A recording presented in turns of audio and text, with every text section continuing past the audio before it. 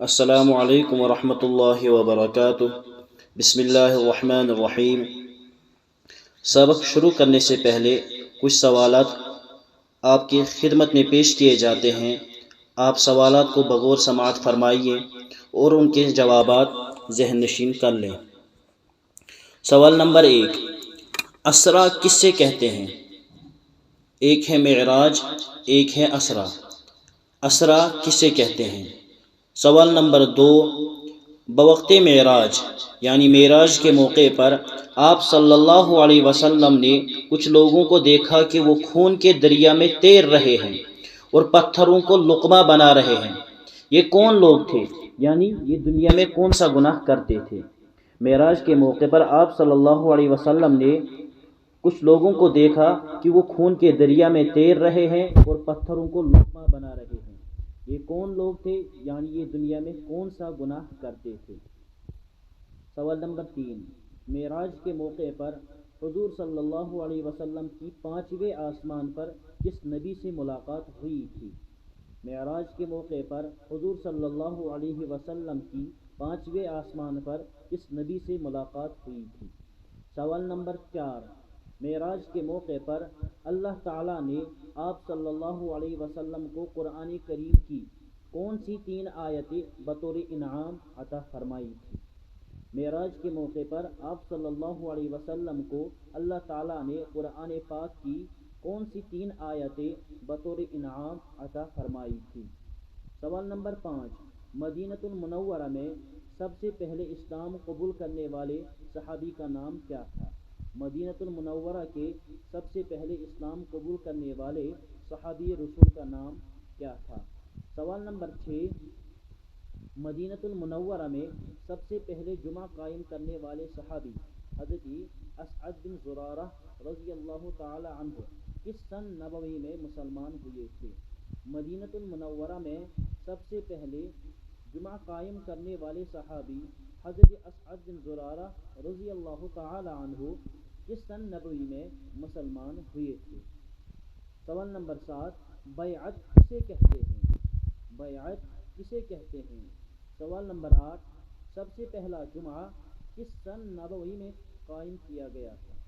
سب سے پہلا جمعہ کس سن نبوی میں قائم کیا گیا تھا؟ سوال نمبر 9، انصار صحابہ کے سردار کا نام کیا تھا؟ انصار صحابہ کے سردار کا نام کیا تھا؟ یعنی مدینہ میں رہنے والے انصار صحابہ کے سردار کا نام کیا تھا؟ سوال نمبر 10، عمر بن جموح کے لکڑی کے بنائے ہوئے بت کو کن 2 صحابہ نے باہر پھینک دیا تھا؟ عمر بن جموح کے لکڑی کے بنائے ہوئے بت کو کن 2 صحابہ نے باہر پھینک دیا تھا؟ ان تمام سوالات کے جوابات آپ تلاش کر کے ذہن نشین کر لیجیے۔ بسم اللہ الرحمن الرحیم۔ ہجرت، الوداع اے وطن۔ سوال، آپ صلی اللہ علیہ وسلم کو ہجرت کے بارے میں کس طرح مطلع کیا گیا؟ یعنی آپ صلی اللہ علیہ وسلم کو ہجرت کے بارے میں اللہ تعالیٰ نے کس طرح اطلاع دی؟ جواب، آپ صلی اللہ علیہ وسلم کو خواب میں کھجور والی زمین ہجرت کی جگہ کے طور پر دکھائی گئی۔ آپ کو خیال تھا کہ شاید یمامہ ہو یا ہجر، مگر بعد میں وحی کے ذریعے مدینہ منورہ کی تعیین کر دی گئی۔ آپ صلی اللہ علیہ وسلم کو خیال تھا کہ شاید ہمیں یمامہ یا ہجر، یہ 2 جگہوں کا نام ہے، یعنی آپ صلی اللہ علیہ وسلم کو لگا شاید ہمیں انہی جگہوں میں ہجرت کر کے جانا ہوگا، لیکن بعد میں مدینہ المنورہ کی تعیین کر دی گئی، یعنی آپ صلی اللہ علیہ وسلم کو پھر بتلایا گیا کہ آپ کو مدینہ کی طرف ہجرت کرنی ہے۔ سوال، ہجرت کی ابتدا کیسے ہوئی اور سب سے پہلے کس شخص نے ہجرت کی؟ جواب، سب سے پہلے رسول اللہ صلی اللہ علیہ وسلم کے رضاعی بھائی دودھ شریک بھائی، آپ صلی اللہ علیہ وسلم کے رضاعی بھائی ابو سلمہ بن عبد الاسد مخزومی، گویا کہ آپ صلی اللہ علیہ وسلم کے رضاعی بھائی کا نام کیا تھا؟ ابو سلمہ بن عبد الاسد مخزومی نے مع اہل و عیال کے ساتھ ہجرت کی، مگر ظالموں نے ان کی بیوی اور بچوں کو مکہ ہی میں زبردستی روک لیا۔ بڑی مشکل سے 1 سال کے بعد ان کے معصوم بچے اور ان کی بیوی کو جانے کی اجازت دی گئی۔ بعد ازاں اس کے بعد ازاں عامر بن ربیعہ، احمد بن جحش اور عبداللہ بن جحش نے مع اہل و عیال کے ہجرت کی۔ ابو جہل اور عتبہ نے مکہ کے مکانات کو خالی اور ویران ہوتے ہوئے دیکھ کر یہ شعر کہا تھا: کل دار وان طالت سلامتها یوما ستدرکہ النکباء والحوب۔ ہر مکان خواہ وہ کتنے ہی عرصے تک آباد اور عشرت قدح بنا رہے، عشرت قدح یعنی آرام کی جگہ، ہر مکان خواہ وہ کتنے ہی عرصے تک آباد اور عشرت قدح بنا رہے، لیکن ایک نہ ایک دن وہ غم قدح اور ماتم قدح بن ہی جاتا ہے، غم کی جگہ اور ماتم کی جگہ بن ہی جاتا ہے۔ اس کے بعد ہشام بن عاص اور حضرت عمر تقریباً 20 سواروں کے ساتھ ہجرت کے لیے روانہ ہوئے۔ سوال: مدینہ منورہ سے کس صحابی کو دھوکے سے ابو جہل نے واپس لایا تھا؟ جواب: ابو جہل نے عیاش بن ابی ربیعہ کو یہ بول کر کہ تیری ماں نے قسم کھائی ہے جب تک تجھے نہ دیکھے گی اس وقت تک نہ سر میں کنگھی کرے گی اور نہ ہی دھوپ کے سائے میں آئے گی، یہ سن کر عیاش بن ربیعہ کا دل بھر آیا اور ابو جہل کے ساتھ واپس ہو لیے، لیکن بدعہد یعنی اس نے بدعہدی کی تھی اور جھوٹ بولا تھا، لیکن بدعہد ابو جہل نے راستے میں ہی ان کو رسیوں سے باندھا اور مکہ میں لا کر قید میں ڈالا۔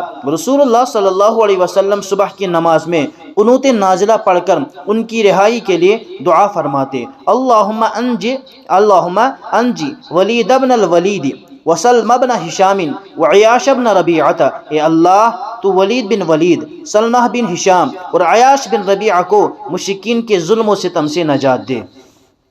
سوال: آپ صلی اللہ علیہ وسلم کے ساتھ مکہ مکرمہ میں سارے مسلمانوں کے ہجرت کرنے کے بعد کون کون باقی بچا؟ آپ صلی اللہ علیہ وسلم کے ساتھ مکہ مکرمہ میں سارے مسلمانوں کے ہجرت کر جانے کے بعد کون کون باقی بچا؟ جواب: آپ صلی اللہ علیہ وسلم کے ہمراہ حضرت ابو بکر اور حضرت علی اور چند بے بسو کمزور مسلمانوں کے سوا کوئی نہ بچا تھا۔ سوال: رسول اللہ صلی اللہ علیہ وسلم کی ہجرت کے بارے میں سن کر کفار نے آپ علیہ السلام کے بارے میں کیا مشورہ کیا؟ جواب: جب کفار نے محسوس کیا کہ آپ صلی اللہ علیہ وسلم ہجرت کر جائیں گے تو انہوں نے فوراً دارالندوہ میں اجلاس بلایا۔ دارالندوہ ایک جگہ کا نام ہے، وہاں انہوں نے ایک میٹنگ ہال بنا رکھا تھا، وہیں پر انہوں نے مشورہ کیا۔ دارالندوہ میں اجلاس بلایا اور آپ کے بارے میں خوفناک تدبیریں اور سازشیں کرنے لگے۔ کسی نے کہا کہ ان کو کسی بند کوٹری میں قید کیا جائے، یعنی رسول اللہ صلی اللہ علیہ وسلم کو نعوذ باللہ کسی بند کوٹری میں قید کیا جائے۔ کسی نے کہا جلا وطن کر دیا جائے، یعنی اپنے وطن سے باہر نکال دیا جائے۔ ابو جہل نے کہا میری رائے ہے کہ ہر قبیلے سے ایک نوجوان منتخب کر لیا جائے اور پھر سب مل کر محمد صلی اللہ علیہ وسلم کو قتل کر ڈالے، نعوذ باللہ من ذالک، قتل کر ڈالے۔ اس طرح محمد صلی اللہ علیہ وسلم کا خون تمام قبائل میں تقسیم ہو جائے گا، یعنی جب ہر قبیلے سے ایک آدمی قتل کرے گا تو پھر کسی ایک شخص کے ذمے قتل نہیں چڑھے گا بلکہ تمام قبائل میں تقسیم ہو جائے گا، اور بنو عبد مناف تمام قبائل سے لڑ نہ سکیں گے کیونکہ آپ صلی اللہ علیہ وسلم اسی قبیلے سے بنو عبد مناف تمام قبائل سے لڑ نہ سکیں گے، مجبوراً خون بہا اور دیت پر معاملہ ختم ہو جائے گا، یعنی پھر وہ ہم سے لڑائی نہیں کر سکیں گے اور دیت ان کو دی جائے گی، یعنی اس قتل کا بدلہ ان کو دیں گے، اس طرح معاملہ ختم ہو جائے گا۔ شیطان بھی اس مشورے میں شریک تھا، شیطان جو کہ شیخ نجد کی شکل میں شریک مشورہ تھا، یعنی شیطان بھی اس مشورے میں شریک تھا جو مشورہ کہاں دارالندوہ میں ہو رہا تھا، اور شیخ نجد کا ایک شیخ تھا اسی کی شکل میں شریک مشورہ تھا۔ اس نے یعنی شیطان نے اس رائے کی زبردست تائید کی. کس رائے کی؟ ابو جہل کی رائے کی، یعنی آپ صلی اللہ علیہ وسلم کو نعوذ باللہ قتل کر دیا جائے. اس رائے کی کس نے تائید کی؟ شیطان نے. یہ بھی طے پایا کہ اس کام کو اسی شب میں نے رات، اسی شب میں انجام دیا جائے. ادھر جلسہ برخاست ہوا یعنی جلسہ ختم ہوا، برخاست ہوا. ادھر جبرائیل امین وحی لے کر پہنچے اور آپ صلی اللہ علیہ وسلم کو مشرکین کی سازشوں سے آگاہ کیا، یعنی خبر دی آپ صلی اللہ علیہ وسلم کو، اور ہجرت کے بارے میں حکم خداوندی سنایا. یعنی آپ مکہ سے مدینہ کی طرف ہجرت کر لیجئے، حکم خداوندی سنایا. آپ صلی اللہ علیہ وسلم دوپہر کے وقت ابو بکر صدیق رضی اللہ تعالی عنہ کے گھر تشریف لے گئے اور فرمایا کہ مجھے ہجرت کی اجازت ہو گئی ہے. ابو بکر صدیق رضی اللہ تعالی عنہ نے کہا، میرے ماں باپ آپ پر فدا ہوں، کیا اس ناچیز کو بھی ہمراہ ہونے کا شرف ہو سکے گا؟ یعنی یا رسول اللہ یا رسول اللہ کیا میں بھی آپ کے ساتھ ہجرت کر سکوں گا؟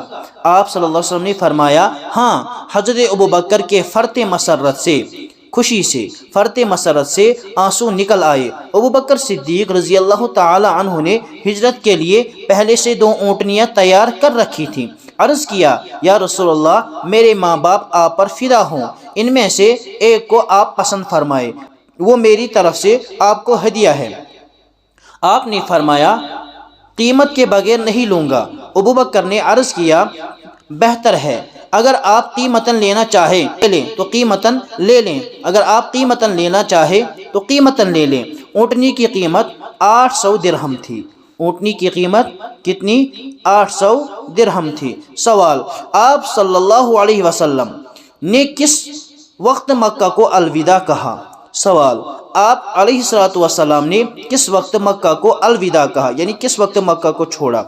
جواب، جب رات کا وقت آیا اور قریش حسب قرارداد، جو انہوں نے وہاں پر مشورہ طے کیا تھا، تو اس مشورے کے مطابق حسب قرارداد آپ پر حملہ کرنے کے لیے پہنچ گئے. تو آپ علیہ الصلوۃ والسلام نے حضرت علی کرم اللہ وجہہ کو حکم دیا کہ میری سبز چادر اوڑھ کر بستر پر لیٹ جاؤ اور ڈرو مت. مکہ والوں کی امانتیں واپس کر کے تم بھی مدینہ آ جانا. سوال، قریش کس کے پاس امانتیں رکھا کرتے تھے؟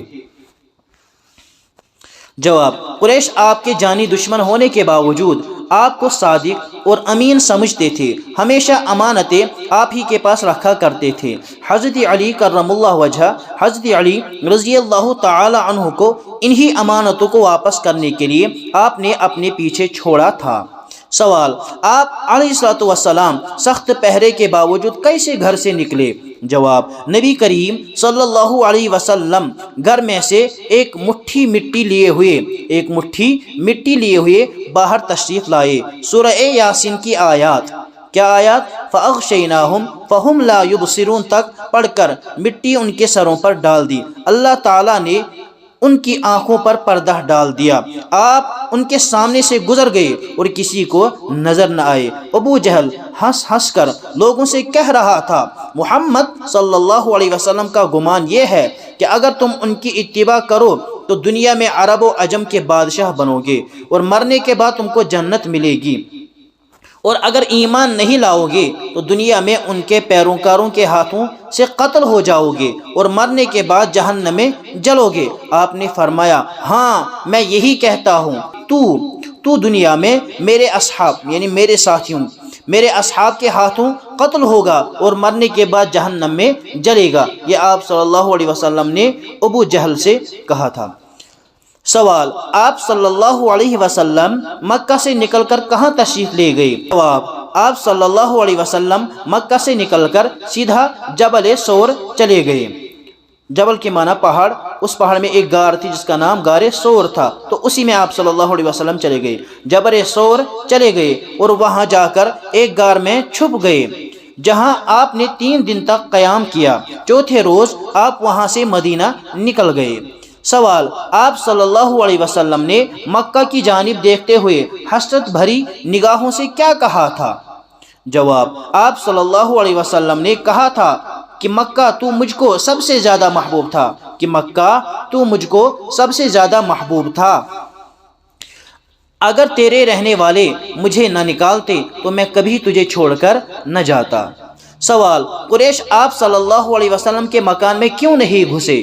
جواب: عرب کے لوگ اگرچہ مشرک تھے لیکن کسی زنانہ مکان میں، یعنی عورتوں کے مکان میں، زنانہ مکان میں گھسنے کو معیوب سمجھتے تھے، اس کو عیب سمجھتے تھے۔ ابھی اتنی غیرت، عزت، احساس، شرم و حیا باقی تھی، وہ آج کل کے لوگوں کی طرح بے حس درندے نہیں تھے۔ یعنی آج کل کے لوگ تو ایسے ہی جس گھر میں چاہتے ہیں گھس جاتے ہیں، چاہے وہاں عورتیں ہوں چاہے اور کوئی ہو، یہ نہیں دیکھتے۔ لیکن اس زمانے کے لوگوں میں اگرچہ مشرک تھے لیکن ایسے گھر میں داخل نہیں ہوتے تھے جہاں عورتیں موجود ہوں۔ سوال: کیا مشرکین نے حضرت ابوبکر صدیق رضی اللہ تعالیٰ عنہ کے گھر والوں سے پوچھ تاچھ کی؟ جواب: حضرت اسماء بنت ابی بکر فرماتی ہیں، یہ حضرت ابوبکر صدیق رضی اللہ تعالیٰ عنہ کی بیٹی اسماء ہے، وہ فرماتی ہیں باپ کی روانگی کے بعد کچھ لوگ گھر پہ آئے جن میں ابو جہل بھی تھا۔ پوچھا تیرا باپ کہاں گیا ہے؟ پوچھا تیرا باپ کہاں ہے؟ میں نے کہا مجھ کو پتہ نہیں۔ ابو جہل نے اس زور سے مجھے تھپڑ مارا جس سے میرے کان کی بالی گر پڑی۔ سوال: آپ صلی اللہ علیہ وسلم کے سفر کے لیے ناشتہ کس نے تیار کیا تھا؟ نیز ذات النطاقین کس صحابیہ کا لقب تھا؟ ذات النطاقین دو پٹکے والی، یعنی دو دوپٹے والی، دو پٹکے والی۔ جواب: حضرت ابوبکر کی بڑی صاحبزادی حضرت اسماء نے ناشتہ تیار کیا، جلدی میں رسی کے بجائے اپنا پٹکا پھاڑ کر ناشتہ داں باندھا، اسی وجہ سے ان کو ذات النطاقین لقب پڑا۔ ذات النطاقین کا مطلب دو پٹکے والی۔ نطاق عربی میں پٹکے کو کہتے ہیں، یعنی جو کمر پر باندھا کرتے ہیں۔ آج کل تو ہم دوسرے کپڑے پہنتے ہیں، اس زمانے میں چونکہ دوسرے قسم کے کپڑے پہنا کرتے تھے تو ایک کپڑا ایسا ہوتا تھا جو کمر پر باندھا جاتا تھا، اس کپڑے کو نطاق کہتے تھے۔ تو اسی کپڑے کے نطاق کے حضرت اسماء نے دو ٹکڑے کیے تھے، تو نطاقین دو پٹکے والی، دو پٹکے والی۔ سوال: آپ صلی اللہ علیہ وسلم کو غار ثور میں مکہ کی خبریں کون پہنچاتا تھا؟ جواب: حضرت عبداللہ حضرت ابوبکر کے فرزند تھے۔ حضرت عبداللہ حضرت ابوبکر کے فرزند یعنی بیٹے تھے، دن بھر مکہ میں رہتے اور رات کو آ کر قریش کی ساری خبریں آپ تک پہنچاتے۔ سوال: غار ثور میں کھانے کا کیا نظم تھا اور آپ صلی اللہ علیہ وسلم کو بکریوں کا دودھ پلانے کے لیے کون آتا تھا؟ جواب: حضرت ابوبکر صدیق رضی اللہ تعالیٰ عنہ کے آزاد کردہ غلام عامر بن فہیرہ بکریاں چرایا کرتے تھے، وہی عشاء کے وقت آ کر آپ صلی اللہ علیہ وسلم حضرت ابوبکر صدیق رضی اللہ تعالیٰ عنہ کو بکریوں کا دودھ پلا کر واپس چلے جاتے۔ کون؟ حضرت عامر بن فہیرہ۔ سوال: آپ صلی اللہ علیہ وسلم نے سفر میں راستہ دکھانے کے لیے کس کو ساتھ لیا؟ جواب: آپ صلی اللہ علیہ وسلم نے سفری رہبری کے لیے عبداللہ بن اریقط کو اجرت پر منتخب کیا تھا۔ وہ اگرچہ مذہباً کافر تھا لیکن قابل اعتماد، یعنی بھروسے والا تھا، قابل اعتماد تھا۔ آپ نے اونٹنیاں اس کے سپرد کی، تیسرے دن جبل ثور پر آنے کے لیے کہا۔ سوال: حضرت عمر رضی اللہ تعالی عنہ حضرت ابوبکر کے بارے میں کیا فرمایا کرتے تھے؟ جواب: حضرت عمر رضی اللہ تعالی عنہ فرمایا کرتے تھے کہ ابوبکر رضی اللہ عنہ کی ایک رات اور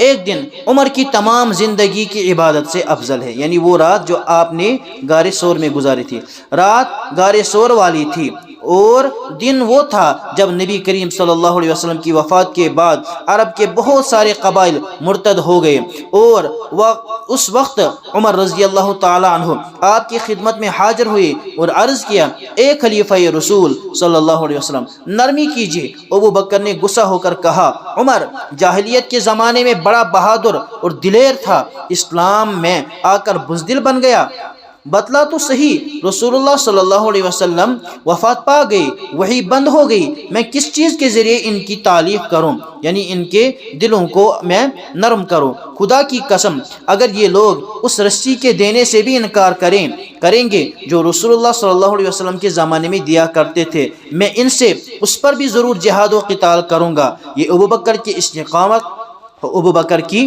استقامت اور حق پر ثابت قدمی کا وہ دن تھا جس پر عمر اپنی تمام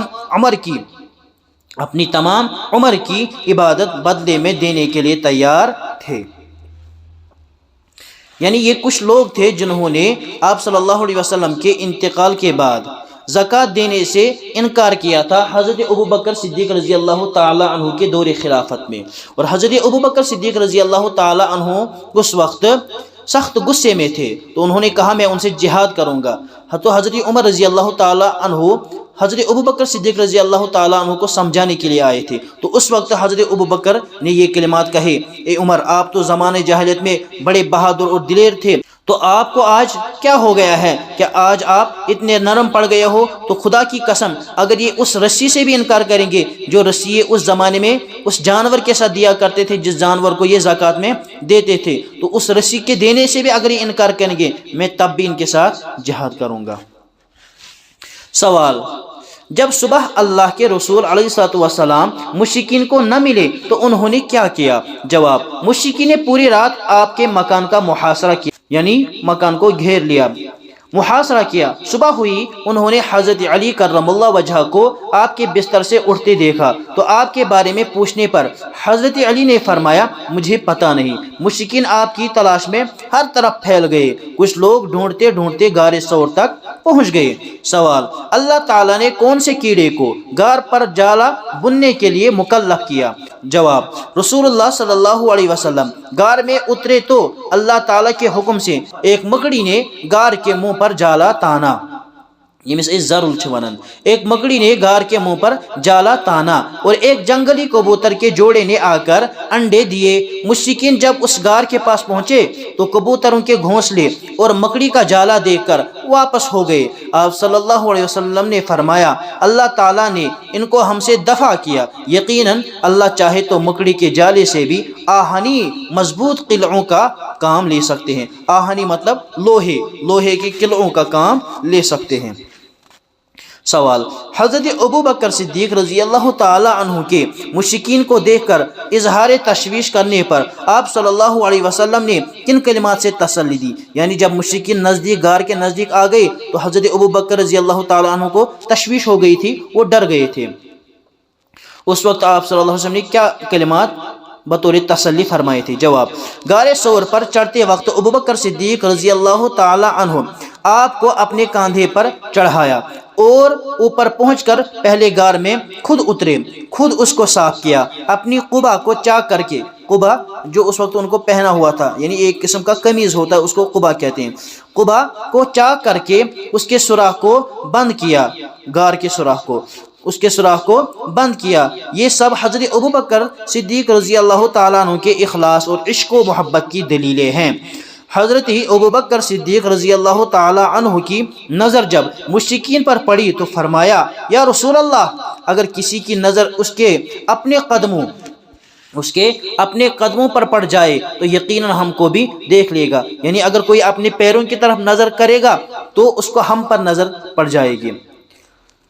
آپ نے فرمایا ما ظنک باثنین اللہ ثالثہما، ما ظنک باثنین اللہ ثالثہما، اے ابوبکر ان دو کے بارے میں تیرا کیا گمان ہے جن کا تیسرا اللہ ہے؟ یعنی ہم دو ہیں اور ہمارا تیسرا کون ہے؟ اللہ ہے، یعنی ہم دونوں تنہا نہیں بلکہ تیسرا ہمارے ساتھ خدا تعالی ہے جو ہم کو ان مشرکین کے شر سے محفوظ رکھے گا۔ اور فرمایا لا تحزن ان اللہ معنا، یہ قرآن پاک کی آیت ہے، آپ بالکل غم نہ کھائیے، یقیناً اللہ ہمارے ساتھ ہے۔ یقیناً حضرت ابوبکر صدیق رضی اللہ تعالی عنہ ثانی اثنین تھے، یعنی دو میں سے دوسرے، ایک تو آپ صلی اللہ علیہ وسلم اور دوسرے کون تھے؟ حضرت ابوبکر۔ اثنین کے معنی دو، ثانی کے معنی دوسرا، ثانی اثنین دو میں سے دوسرے۔